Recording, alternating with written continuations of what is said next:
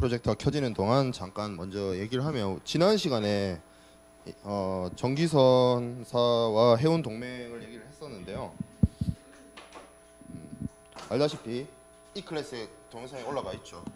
단 거는 뭐 문제가 없는데 그 프랑스 해운사 이름을 다르게 썼더라고. 원래는 CMA, CGM이에요. 근데 뭐 다르게 내가 적었어요. 뭐 그렇게 중요한 건 아니지만 혹시 헷갈릴 수 있으니까 CMA, CGM입니다. 프랑스 선사예요.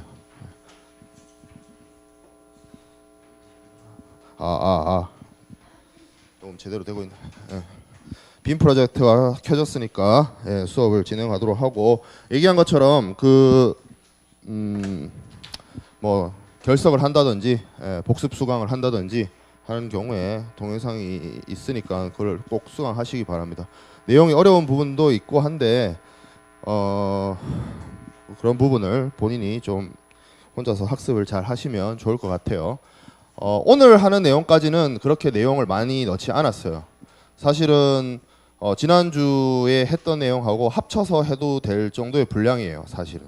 근데 이제 다음 주부터는 양이 좀 많아집니다. 다음 주부터는 본격적으로 선화증권에 대해서 나가기 때문에 오늘까지는 조금 워밍업 하는 단계다라고 생각을 하시면 좋을 것 같아요. 그래서 오늘 할 내용은 부정기선 운송, 부정기선 운송에서 이용되는 용선 계약과 관련된 내용을 학습하도록 하겠습니다.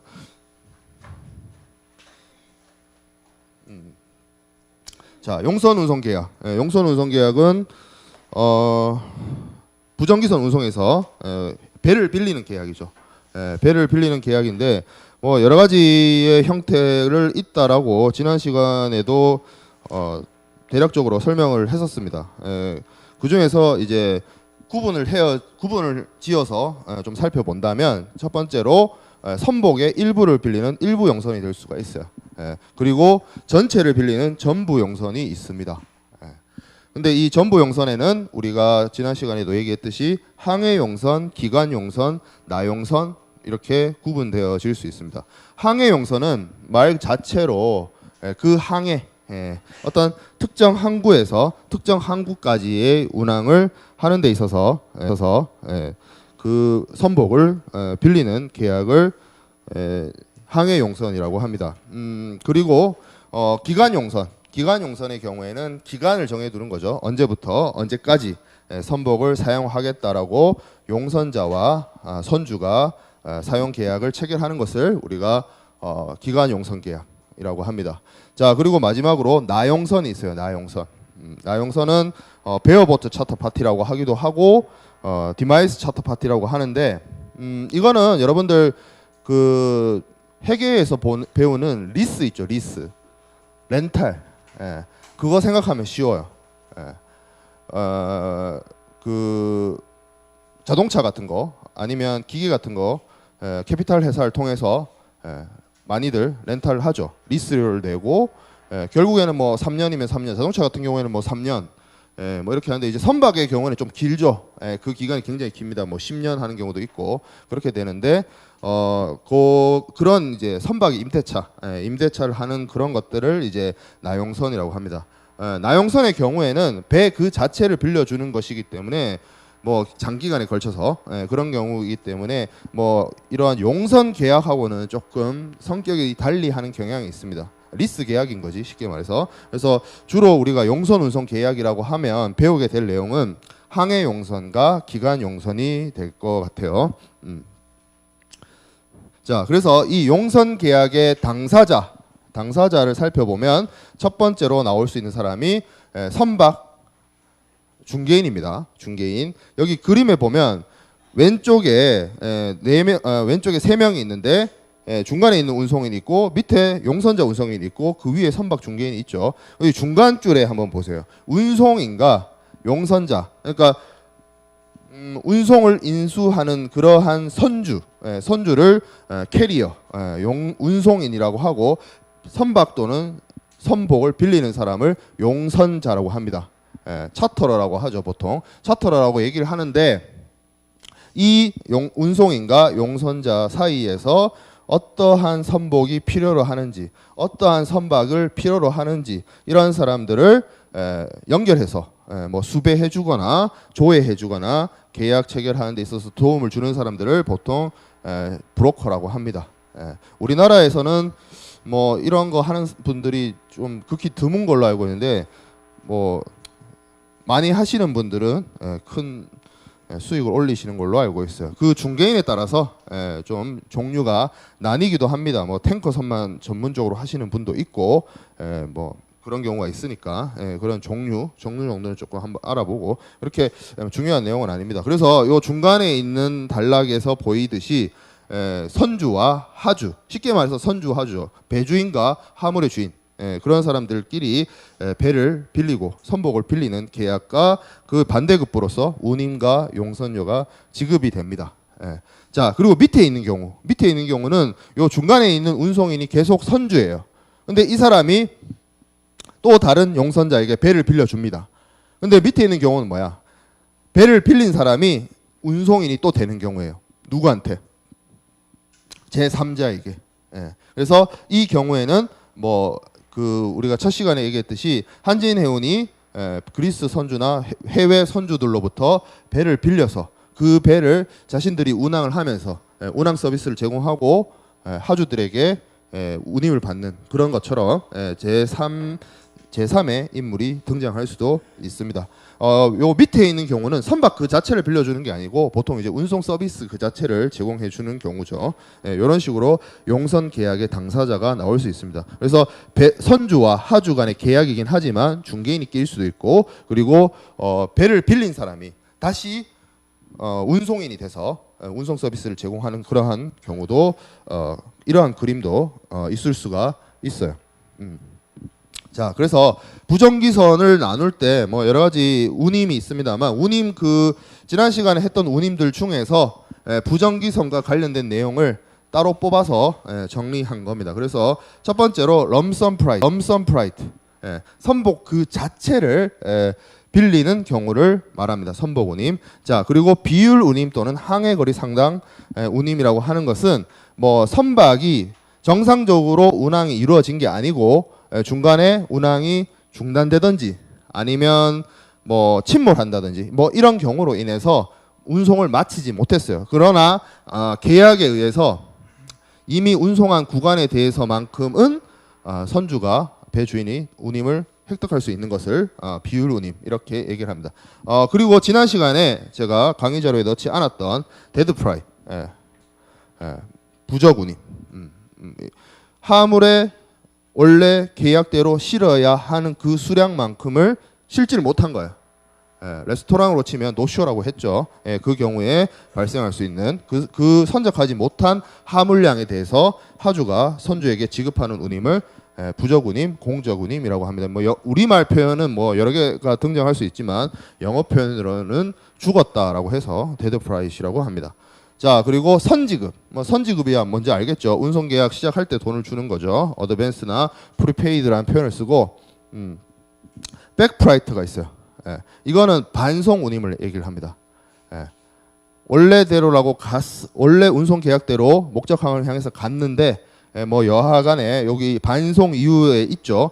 뭐 인수가 거절된다든지 매수인으로부터 아니면 그 목적항이 더 이상 양육 작업을 할 수 없는 그러한 상황에 있다든지 뭐 여러 가지 이유로 아니면 목적항이 변경됐다든지 뭐 등등의 사유로 인해서 원래 정해진 운송 구간에서 다시 반송되거나 다른 장소로 반송되는 그러한 경우에 추가적으로 들어가는 운임을 반송 운임이라고 할 수 있어요. 그리고 이제 운송의 시기와 기간과 관련해서는 뭐 현물 운임, 선물 운임, 이거는 뭐 당연히 현물과 선물과 관련되어 있겠죠. 그런 부분이고 연속적으로 항해가 이어지고 하는 경우에는 이제 연속 항해 운임을 받고 그리고 뭐 10년이라든지 장기간에 걸쳐서 계약을 통해서 용선을 하게 되는 경우에는 장기 계약 운임을 받습니다. 운송 시기와 관련해서는 뭐 그렇게 큰 이슈는 없어요. 자, 그래서 용선 운송 체결 과정이라고 해서 책을 보면 뭐 항해 용선 계약 체결 과정 시나리오 해가지고 117쪽에 뭐 서신을 보내고 아주 복잡하게 설명을 해놨는데 이 내용 이렇게 할 필요는 없을 것 같고 그냥 강의 자료에 있는 정도로만 알아도 크게 문제가 없을 것 같아요. 예. 그래서 여기 5번 슬라이드에 있는 것처럼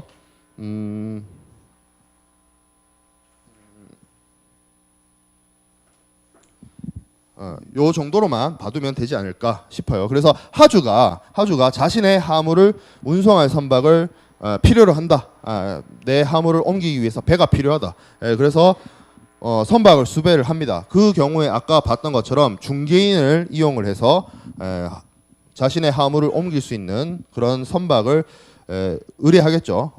해상운송 서비스를 의뢰를 할 테고, 그러면 그 화물의 어떤 수량이라든지 선적항이라든지 아니면 목적지가 어디냐, 양육항이 어디냐에 따라서 이러한 정보를 가지고 중개인이 조회라는 걸 합니다.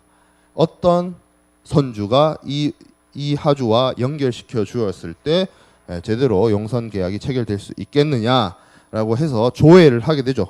조회를 하게 돼서 그 조건에 적합한 선복을 가진 혹은 선박을 가진 선주가 있다라고 하면 이 정보를 알려주게 됩니다. 그래서 그때 선사가 이걸 정보를 받고 자신이 그 하주가 요구하는 조건이나 아니면 뭐 여러 가지 자기의 채산성 이런 것들을 다 고려해가지고 하주에게 용선 계약 체결을 신청을 합니다. 이 경우는 이제 선주가 하주에게 하게 되는 경우죠. 그래서 하주가 이거를 오케이, 괜찮다라고 하면 선박회사와 하주 사이에, 선주와 하주 사이에 합의가 이루어지고 용선 계약이 성립이 돼요. 그리고 용선 계약서라고 하는 차터 파티가 작성이 됩니다. 이렇게 해서 용선 계약이 성립이 되는 과정이에요. 간략하게 얘기가 이렇게 되는데 좀 더 자세한 과정은 책에 나와 있으니까 뭐 한번 읽어보면 될 것 같고, 자, 그래서 우리가 봤던 것처럼, 앞에서 봤던 것처럼 용선 계약에는, 용선 계약을 체결했을 때는 이제 대표적으로 두 가지가 있습니다. 항해 용선 계약이 있고 기간 용선 계약이 있습니다. 우선 먼저 살펴볼 게 항해 용선 계약이에요. 항해 용선 계약. 그래서 특정한 항해를 할 목적으로 선박 소유자가 용선자에게 선원을 태우고, 그리고 항해 장비를 갖춰서 선박의 전부나 일부의 물건을 옮겨주기로, 운송을 해주기로 약정하는 것을 항해 용선 계약이라고 합니다.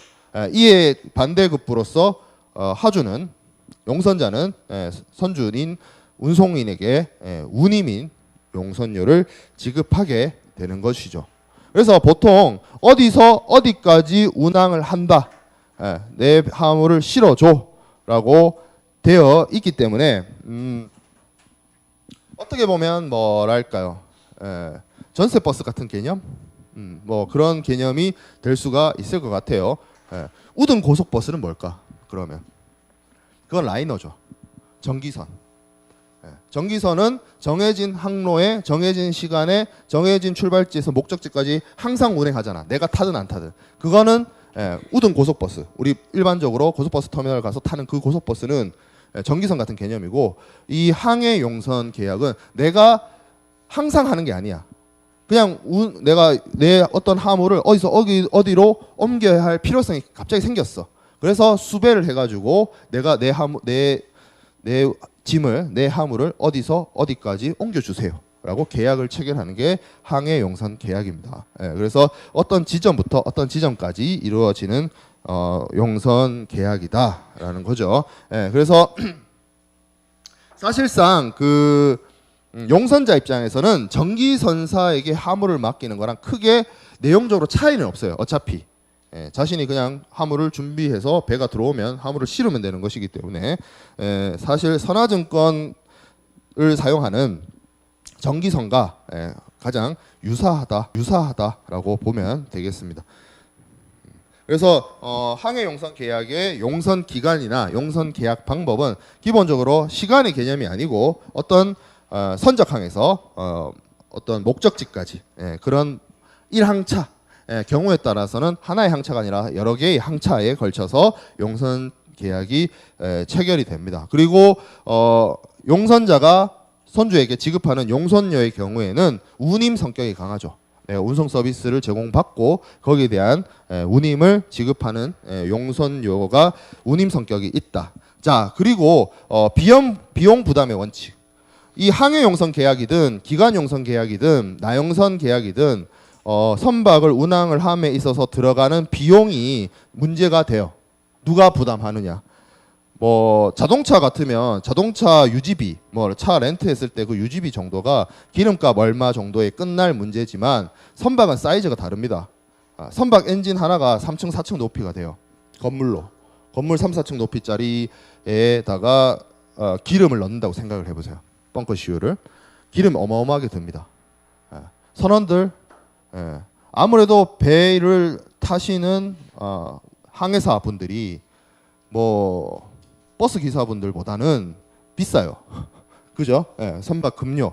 그리고 보통 한 달, 뭐 예를 들어서 북미 노선 같으면 한 달, 구주 노선 같은 경우에도 거의 한 달 정도씩 걸려서 간다라면 거기에 들어가는 뭐 소모품이라든지 여러 가지 문제가 있을 수 있습니다. 그리고 배도 일종의 재산이기 때문에 재산세도 내야 되고, 그리고 뭐 통행료, 그리고 부두 항만 이용료, 이런 여러 가지 사용할 수 있는 부대 비용들이 많이 듭니다. 생각보다 그 액수가 커요. 그래서 이 비용을 누가 부담하느냐가 이슈가 될 수가 있어요.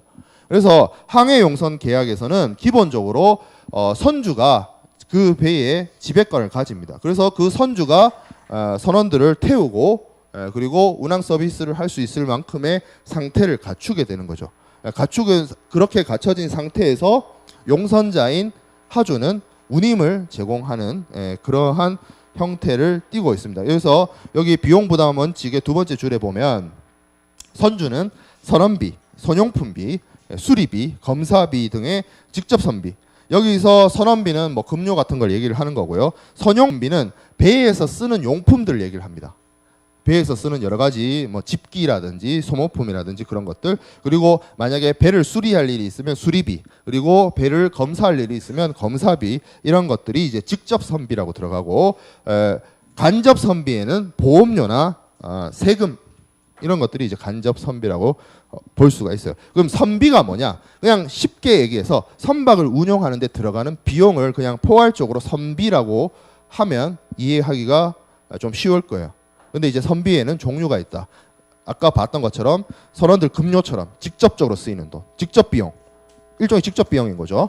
그리고 보험료라든지 세금과 같은 간접 비용, 이렇게 나뉩니다. 그 외에도 기본적으로 가장 많이 드는 연료 이런 것들은 따로 선비라고, 그것도 선비라고 볼 수도 있긴 해요.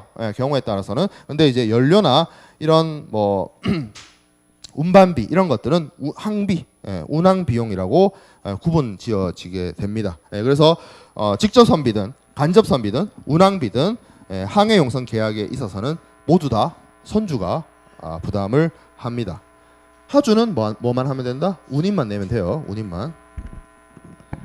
자, 그래서 이 항해 용선 계약에는 여러 가지의 그 변형이 있을 수 있습니다.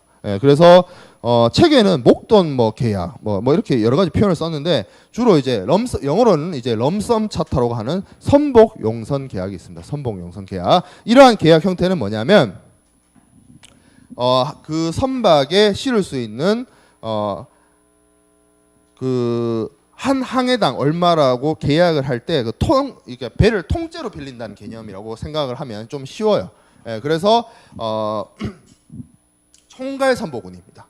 그 배에 실을 수 있는 전체 선복을 한꺼번에 빌린다. 뭐 이렇게 이해하면 될 것 같아요. 그래서 항해 용선 계약이긴 하지만 조금 다른 개념으로서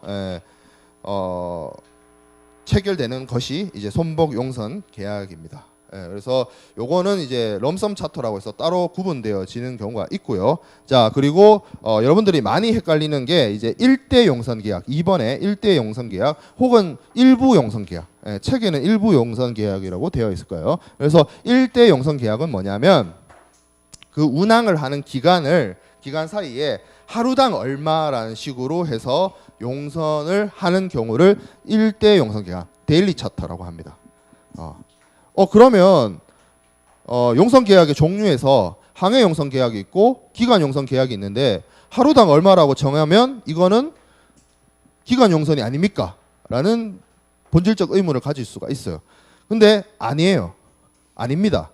기간 용선 계약은 그 용선 계약을 기간을 통해서 언제부터 언제까지 배를 빌린다, 선복을 빌린다라는 기간을 잡는 거고, 여기 나와 있는 일대 용선 계약은 뭐냐면 어디서 어디까지, 출발지에서 목적지까지, 선적항에서 양육항까지 운항을 하는데 운임을 하루를 따져서 계산을 하겠다는 거예요. 성격이 그래서 조금 달라요. 기간 용선이랑 일대 용선 계약이랑 헷갈리면 안 됩니다. 그래서 항해 용선의 그 용선을 구분 짓는 방법으로서 거래 기간에 따라서 한 항차만 운항을 하는 경우에는 1항차 항해 용선, 그리고 연속적으로 항해가 이루어지는 경우에는 연속 항해 용선, 그리고 장기 용선도 있을 수 있고요. 항해 용선 계약도 이제 장기 계약을 체결할 수가 있습니다. 뭐 그리고 특정 전용한 선박을, 이 배를 나를 위해서 항해 용선 계약을 통해서 서비스를 제공해 달라고 한정지어서도 계약을 체결할 수가 있어요. 그리고 운임 부담 방식으로는 아까 봤던 럼섬 차터, 우리말 표현이 좀 다양해서 그냥 럼섬 차터라고 이해하는 게 제일 빠를 것 같아요. 그래서 그리고 또 일대 용선, 일부 용선, 하루로 운임을 계산하는 거, 이런 게 있습니다. 자, 그리고 하역비와 항비를 부담하는 방식으로서 나뉘어질 수가 있는데, FIO라고 되어 있는 거는 이게 하역비를 누가 부담하냐의 문제인데, 하역비 부담과 관련해서는 조금 쉬었다가 다시 보도록 하고. 쟤 왜 그런가요? 필터가 워닝이라는데. 저게 아마 시간이 있어요. 저 필터 저기 빔 프로젝트에 그게 거의 다 된 것 같은데, 뭐 안 보이는 부분 있으면 유인물 뽑아온 걸로 좀 보도록 하세요. 지금 뭐 어떻게 할 수 있는 건 아니니까. 자, 그리고 럼섬 차터는 뭐 마찬가지로 이거는 선복을 총으로 전체 선복에 대해서 총 운임을 지급하는 것을 럼섬 차터로 하는 방식이고, 자, 그로스 텀이 있고 넷 텀이 있습니다. 그러면 보통 우리가 뭐 순정 가치 아니면 순공정 가치 얘기할 때 보통 앞에 순이 들어가면 뭐예요? 넷을 쓰죠. 뭐 어떤 부대 비용을 제외한 것을 보통 넷이라는 표현을 쓰잖아. 뭐 보통 이제 회계에서 뭐 순공정 가치 이런 표현을 많이 쓰지. 그런 것처럼 그로스 텀과 넷 텀은 구분이 되는데, 선주가 하역비를 모두 부담하는 거, 하역비, 화물을 싣고 내리는 비용과 아까 봤던 항비 있죠. 그런 것들을 선주가 부담하는 경우를 그로스 텀이라고 하고, 용선자가, 배를 빌리는 사람이 하역비나 항비를 일체적으로 부담하는 방식을 넷텀이라고 합니다. 그러면 그 우리가 전기선의 경우에는 대체적으로 그로스 텀이 많고, 우리가 오늘 공부하고 있는 용선 계약에는 넷텀이 많죠. 자, 그리고 타임 차터입니다. 타임 차터. 기간 용선 계약이라고 하기도 하고, 여기 강의 자료에 나와 있는 것처럼 정기 용선 계약이라고도 해요. 근데 뭐 우리말 표현이 중요한 게 아니라 영어 표현이 더 중요하다라고 항상 얘기를 하죠, 제가. 그래서 타임 차터입니다. 선박 소유자가 용선자에게, 배를 빌리는 사람에게 선원을 승무시키고 항해 장비를 갖춘 선박을 일정한 기간 동안이에요. 어느 목적항에서 어느 목적항까지가 아니고 일정한 기간 동안 배를 사용하게끔, 항해를 할 수 있게끔 배를 빌려주는 것을 타임 차터라고 합니다. 그래서 이렇게 배를 빌리게 되면 보통 그 용선자가 자신이 운송 서비스를 필요해서 배를 빌리는 경우도 있지만, 선박회사가 여기 두 번째 단락의 두 번째 줄에 있죠. 한진해운 같은, 지금은 파산한 한진해운 같은 회사들이 항해에 사용하기 위해서 선박을 빌려서 자기들의 운항 노선에 투입하거나 할 때 활용되기도 합니다. 나용선을 하는 경우도 있고 타임 차터를 하는 경우도 있고 상황에 따라서 조금 다릅니다.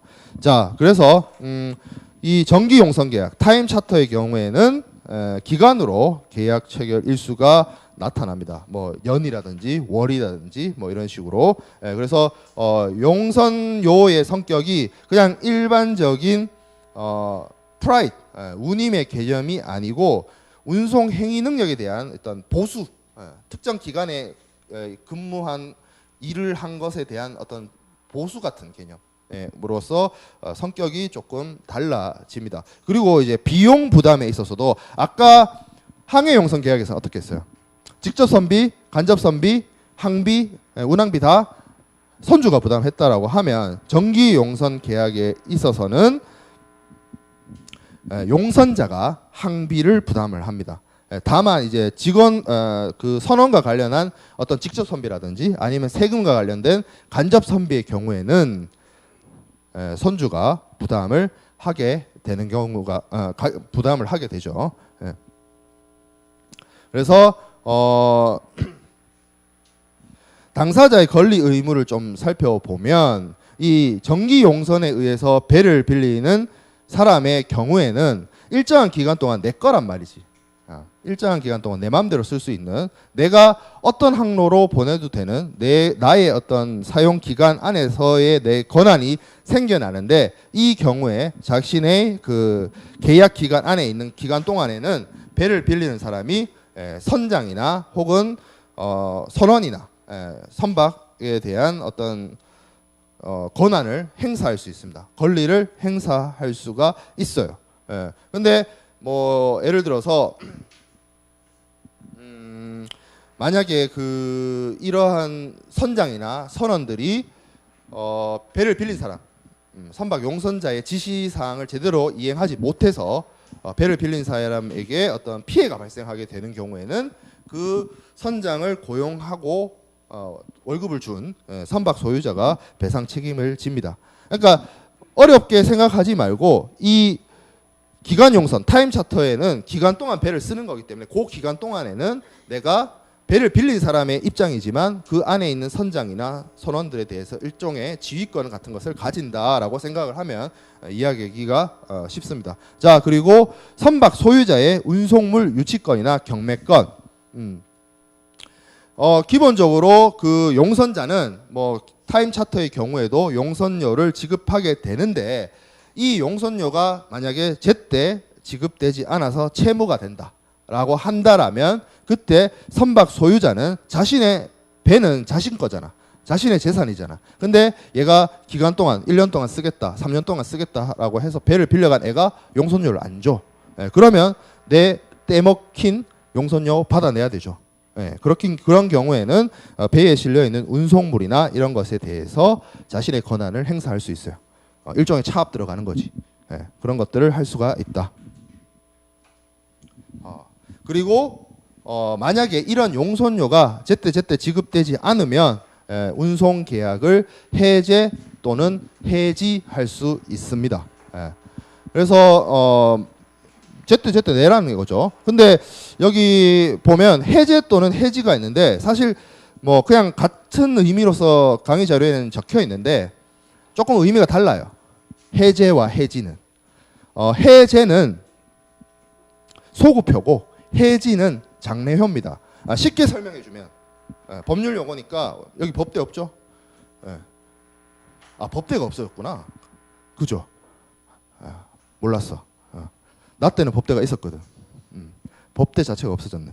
해제는 뭐냐면, 그렇게 하지 말고, 여러분들 매달 통신요금 내죠? 매달 호구짓 하고 있잖아.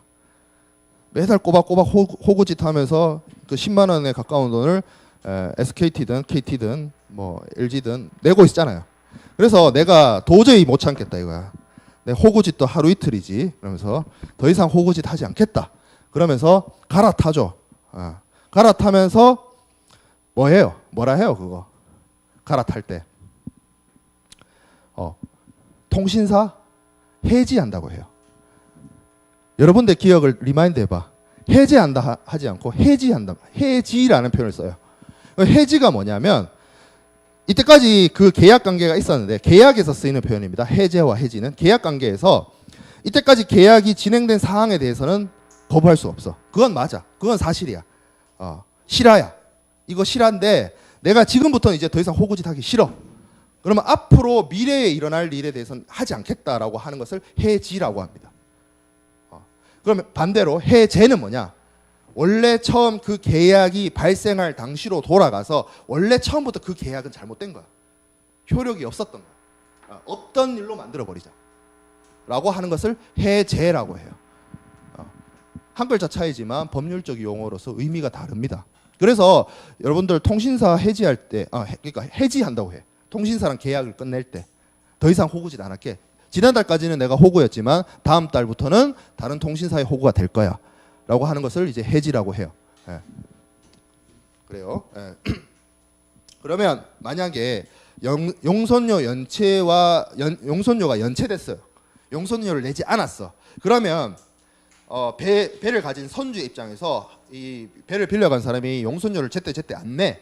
그래서 여기 보면 해제 또는 해지할 수 있다라고 되어 있죠. 그러면 이런 경우에요. 이때까지 그 배를 빌려간 사람이 그 용선 계약에 따라서 정상적으로 배를 운항을 했고 용선료도 꼬박꼬박 냈는데 갑자기 안 내기 시작했어.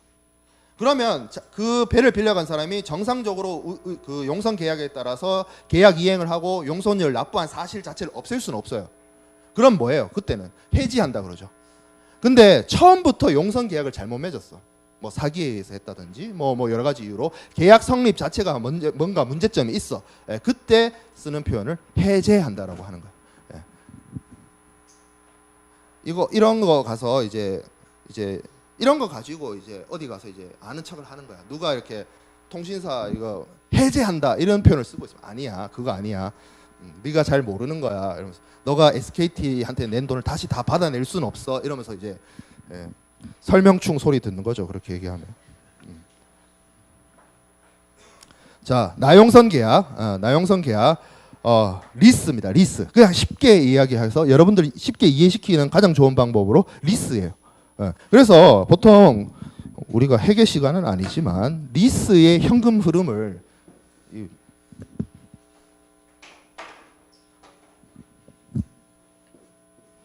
안 나와.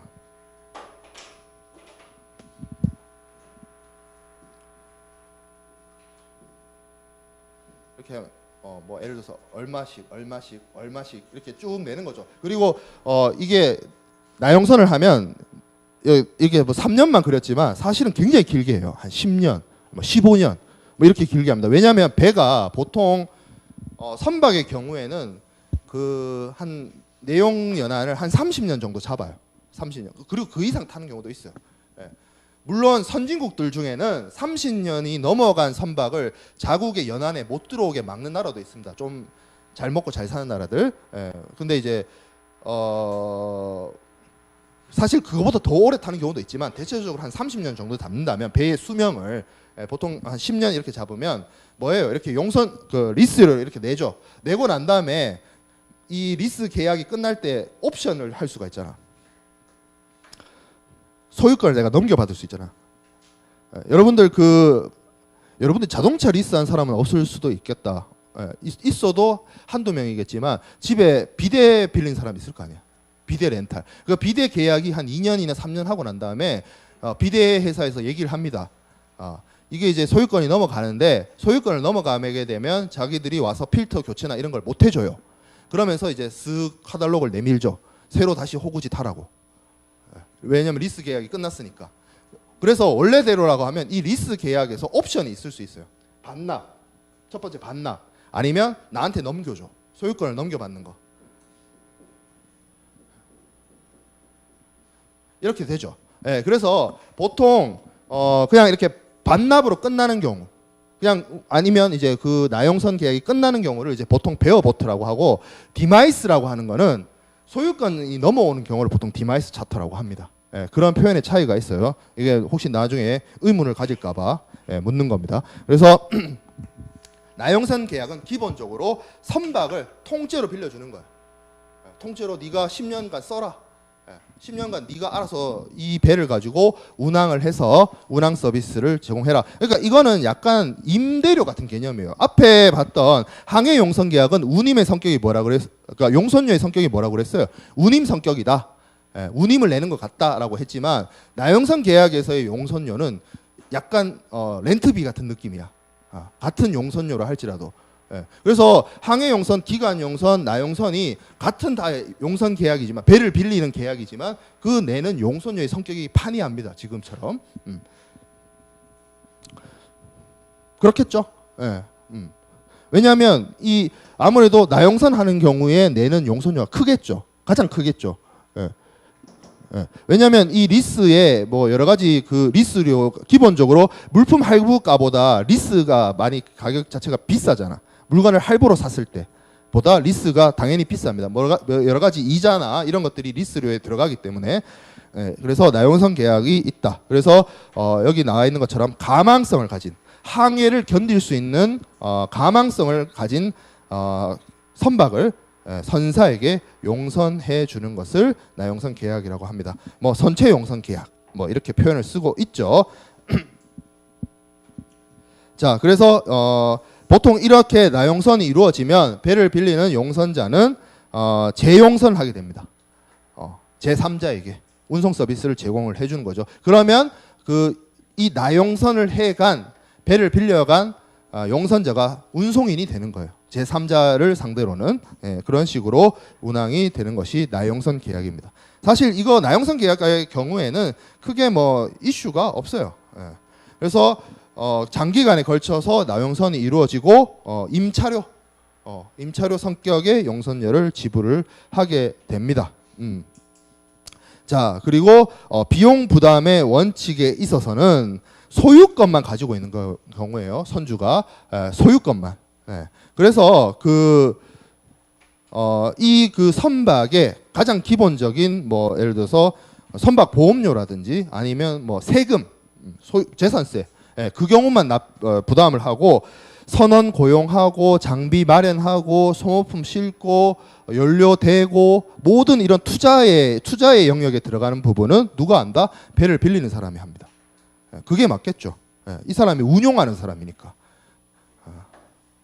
일종의 회계로 치면 뭐 운용 리스 같은 개념인 거죠. 그래서 이 나용선과 정기용선, 항해용선에 부담되는 선비를 구분해서 보면 직접 선비, 중간에 있는 직접 선비가 이제 대표적으로 여러분들이 이해하기 쉬운 선원의 급료라든지 아니면 배에 사용되는 여러 가지 용품이라든지 수리비, 검사비 같은 직접 선비, 직접 선비의 경우에는 정기용선과 항해용선은 기본적으로 선주가 부담하는데 배 자체를 통으로 빌리는 나용선의 경우에는 용선자, 배를 빌리는 사람이 부담을 한다. 그리고 간접 선비의 경우에는 무조건 나용선이라 할지라도 선박의 소유권 있는 사람에게 부담이 간다라고 보면 됩니다. 여기 등록세라고 되어 있는데 기본적으로 소유권을 가진 사람이 뭐 등록세나 재산세를 내는 것이 맞겠죠. 그러니까 나용선의 경우에도 선주가 부담한다.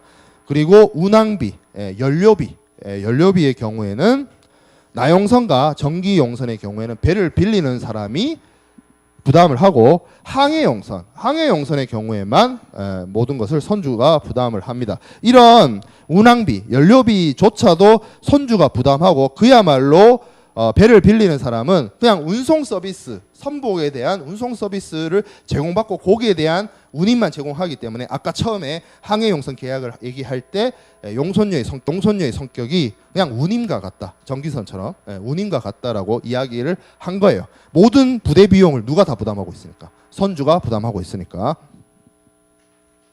그래서 항해용선 계약, 정기용선 계약, 나용선 계약을 한눈에 보기 쉽게 만든다고 만들었는데 더 혼란만 가중됐죠. 이 두꺼운 표로 인해서. 그래서 좀 보면 다 했던 얘기예요. 근데 들여다보면 표가 어지러울 뿐 설명을 다 했던 내용입니다.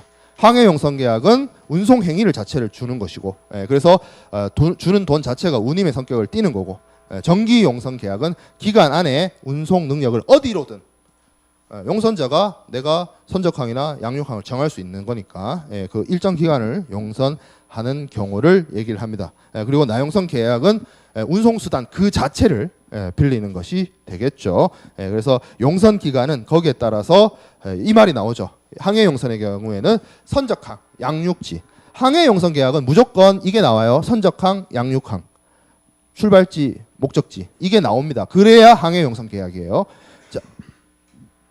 자 그리고 정기 용선 계약, 타임 차터의 경우에는 기간에 따라서 용선 계약을 체결하는 것이고 뭐 다른 부분은 뭐 크게 문제가 안 되는데 그렇죠. 용선료의 의미도 조금씩 차이가 난다라고 했죠. 그냥 항해 용선의 계약에는 운송 행위에 대한 보수, 반대급부, 운임의 성격이 있고 뭐 럼섬 차터라 하더라도 총액, 전체 내가 빌릴 수 있는 선복을 통째로 빌렸을 때 그 총운임, 그걸 계약하는 걸 럼섬 차터라고 했죠.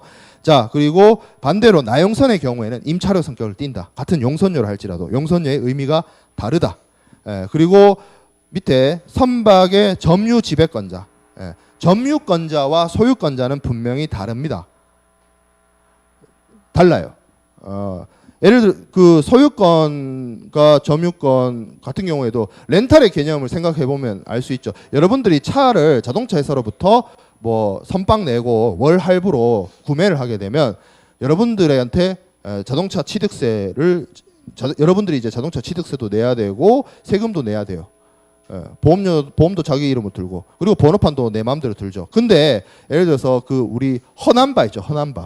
허남바로 장기 리스 하는 사람들, 장기 렌탈 하는 사람들, 그건 이제 운용 리스냐 금융 리스냐에 따라서 허남바를 안 달 수도 있고 뭐 한데 우리가 지금 그거 얘기하려는 건 아니니까 그런 경우에는 내가 그 자동차를 뭐 3년간 내 알아서 마음껏 쓰지만 결국 소유권이 누구한테 기속돼요? 그 캐피탈 회사한테 소유권이 기속되잖아. 그러니까 소유권과 점유권은 분리될 수가 있어요. 그래서 여기서 말하는 선박의 점유권자라고 하는 것은 기본적으로 항해용선과 정기용선의 경우에는 선주가 가지고 있고 나용선 계약에는 배를 빌리는 사람이 그 점유권을 가지게 됩니다. 선주의 부담 항목, 용선자의 부담 항목은 아까 선비와 직접 선비, 항비 이야기를 했고 가망 능력은 원래 그 가망성이란 거는 기본적으로 조금 이따가 할 다음 주에 하겠죠. 아니요, 다다음 주에 하겠네요. 그런 헤이그 비스비 협약의 내용에 이렇게 나타나는데 보통 여기 나와 있는 것처럼 선박이 항해를 견딜 수 있는 능력을 갖추고 선원이나 설비나 장비나 뭐 이런 것들을 충분하게 갖춘 상태를 보통 가망성이라고 봐요. 그리고 그 가망성이 유지돼야 되는 시기는 항해 용선 계약에는 선적항을 출발할 때 보통 가망성 유지 의무에 보면 선박이 항해를 향해서 항해가 개시될 때 가망성을 갖춰야 된다 이렇게 보고 있거든요. 그 취지를 가지고 있죠. 그 취지에 따라서 적혀 있고 용선 계약 서식의 경우에는 항해 용선 계약에는 우리가 조금 이따가 볼 젠콘 서식이 쓰입니다. 젠콘 서식이 가장 대표적으로 쓰입니다. 그리고 정기 용선의 경우에는 발트 타임 폼이 쓰여요. 그리고 나용선 계약에는 베어보트 CP가 쓰이는데 우리 국제운송론 수업 시간에 베어보트 CP는 다루지 않을 거고 젠콘 서식에 대해서는 조금 다루게 될 겁니다. 발트 타임 폼도 뭐 이것까지 하기에는 우리가 해야 할 게 너무 많아. 그죠? 선화증권도 해야 되는데 그래서 젠콘 서식 정도로만 보고 넘어가게 될 것 같아요. 용선 계약서 양식을 그래서 이 용선 계약의 종류에 따라서 쓰이는 계약서 양식도 다르다 그 얘기인 거예요. 그래서 그대로 이어서 나오네요. 항해 용선 계약서. 여기 있는 내용들은 항해 용선에서 쓰이는 계약서입니다. 그래서 여기 나와 있죠. 여기 중간에 눈에 잘 안 보이겠는데 발틱 국제 해운 이사회라는 곳이 있어요. 여기서 만든 여러 가지 20개 가까이 될 거예요. 여기서 나온 그 여러 가지 표준 계약 양식이 있는 겁니다. 표준 약정할 수 있는 그런 항해 용선을 계약을 체결할 수 있는 항해 용선의 어떤 기본 폼, 계약 폼이 있는데 그 중에서도 여기 보면 유니폼 제너럴 차터, 젠콘이 가장 많이 쓰입니다. 그래서 이 젠콘 서식을 우리가 1922년도에 만들어져서 몇 번의 개정을 거쳐서 지금까지 쓰이고 있어요. 그래서 여러분들이 실제로 항해 용선 계약을 접하게 되면 이 만나볼 수 있는 차터 파티, 용선 계약서는 젠콘 서식이에요. 예. 그래서 젠콘 서식은 기본적으로 파트 1, 파트 2로 나뉘어져 있습니다. 그래서 파트 1은 뭐냐면 내가 이 사진을 실었던 것 같은데 왼쪽이 뻥뻥뻥뻥 표로 이렇게 해가지고 구멍이 뚫려 있는 곳이 파트 1이고 파트 2가 오른쪽이에요. 빽빽하게 뭐가 적혀 있죠. 그래서 쉽게 말해서 그 우리가 계약서를 쓸 때 계약과 관련된 내용을 이렇게 적잖아요. 내가 누구고 뭐 얼마를 줄 거고 뭐 이런 계약 내용을 기입하는 내용이 파트 1에 해당되고 이면 계약서의 뒷면에 보면 여러분들 뭐 아까 휴대폰 얘기했지만 예를 들어서 휴대폰을 만약에 그 약정을 했다라든지 아니면 뭐 보험을 들었다든지 뭐 실비보험이든 생명보험이든 보험을 들었다든지 하면 깨알 같은 글씨로 적힌 약관을 받게 됩니다. 물론 읽어보지 않죠. 읽을 거라고 전제했으면 글자를 그렇게 작게 하진 않았겠지. 그죠? 네. 그런 이면 약관이 파트 2에 해당이 돼요. 그래서 파트 1이 뭐 내가 10선박의 소유주는 누구고 뭐 이런 내용들이 적히는 것이 파트 1. 그리고 젠콘 서식의 계약과 관련된 여러 가지 약관들이 적히는 게 파트 2. 이렇게 나뉘게 됩니다. 미리 좀 얘기를 하면 지금 우리가 오늘 용선 계약을 다 공부를 하는데 용선 계약부 선화증권하고 젠콘 서식의 파트 2에 있는 내용은 그 정기선의 선화증권과 선화증권 이면 약관을 공부하고 다시 올 거예요. 왜냐하면 겹치는 게 있어서 두 번 설명하기가 그래. 그리고 그 젠콘 서식의 그러니까 파트 2에 있는 저기 지금 깨알 같은 글씨로 적혀 있는 거 저게 뭔지는 대충 알아야 될 거 아니야. 운송론 수업을 들었는데. 그래서 오늘은 저걸 안 합니다. 안 하고 선화증권의 이면 약관을 보고 다시 올 거야. 그래서 보면 겹치는 게 많아요. 생각보다. 그래서 그렇게 진행을 할 거고 수업 잠깐 쉬었다가 정박 기간부터 진도를 나가도록 하겠습니다.